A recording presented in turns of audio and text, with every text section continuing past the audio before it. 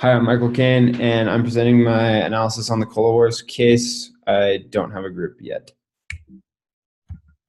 So first question, why has the carbonated soft drink industry been so profitable? We'll take a look at the Porter's 5 forces here. First being the threat of entry. That is relatively weak. Although it's inexpensive to manufacture the concentrate, there are high capital requirements for these companies and being successful in coordinating and controlling the entire supply chain, from development until marketing and selling and promoting the products.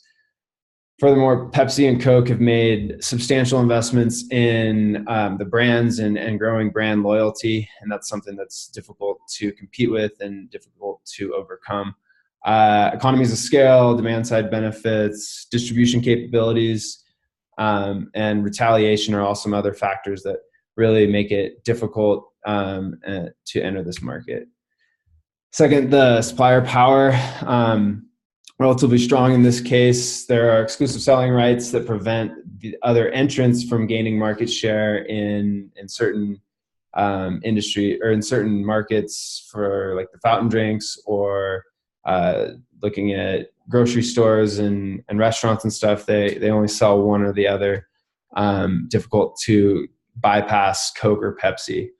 The business model that they have makes the retailer's total cost of the generic brands relatively similar. So that's difficult to avoid the suppliers when your customers want those products. As you can see here, the supplier power, supplier being the brand, clearly very strong in showing that we have 70% gross margin, whereas the retailers, the buyers, would have around 30%. So yeah, looking at the buyer's power, relatively low. For a long period of time, customers only had a couple options. It was either Coke or Pepsi or 5 or 10 other carbonated soft drinks or juice or water. So not a huge array of products.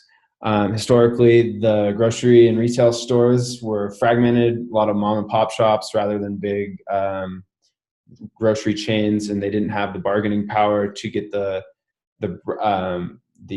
discounts on volume. Gas stations, restaurants also had high switching costs, something that was difficult for them to get out of, and that was basically preventing or going to add to the low buyer power. Threat of substitutes has historically been low. As mentioned, there weren't a lot of options. Water and alcohol and juice, a couple different types of drinks.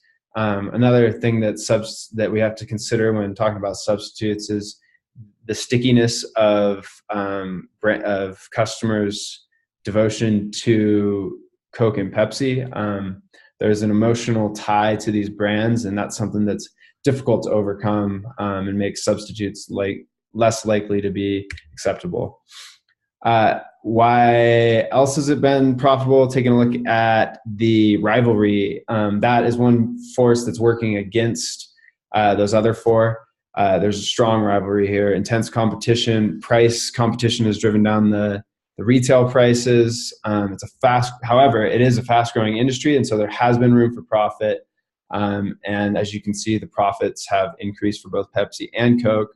And another thing that they've done is they've targeted different markets, different international markets, and that's allowed them to kind of maintain this profitability. So it's not necessarily a direct competition, but they're still very, very much competitors. Looking at the second question, why is profitability so different for concentrate versus bottling manufacturers? The supplier power is very high. Looking at the concentrate industry, it's very consolidated.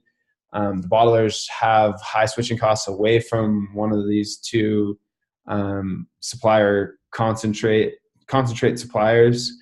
There's also the very real possibility of vertical integration, as we saw in the case with one of the suppliers buying up the bottlers.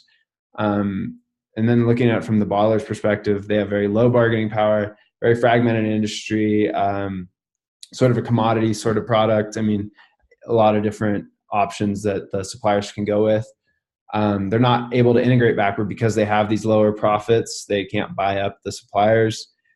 And then unfavorable contracts also have put them in a position and also reflect that low buyer power.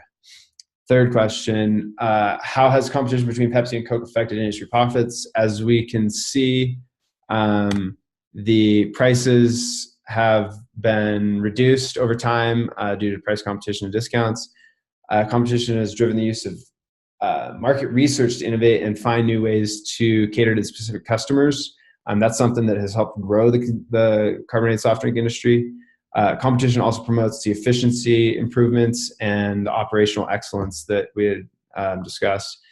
And then net profits, as we saw, increased over time. So clearly the industry has been profitable, although the competition has been working against that. Sustaining profitability. I think there's a lot of options here as long as the strategy that the companies take basically carve out a segment of the market that enables them to prevent others from coming in and taking their business.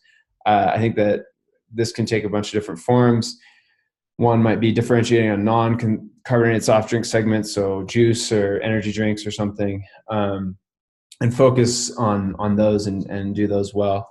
Another might be a focus back onto the carbonated soft drinks and innovate and find new ways to make those appealing to the customers that have switched.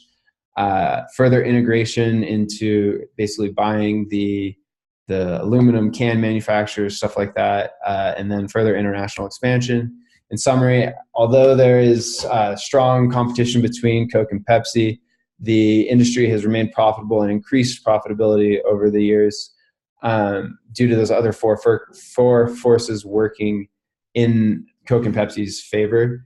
A large contributor to this sustained profitability has been the stage of the market and industry for carbonated soft drinks. It's been in the growth stage, but now it's reaching maturity. And so looking ahead, Coke and Pepsi really need to figure out what their ideal strategy and their ideal position in the market is going to be in order to maintain this high profitability.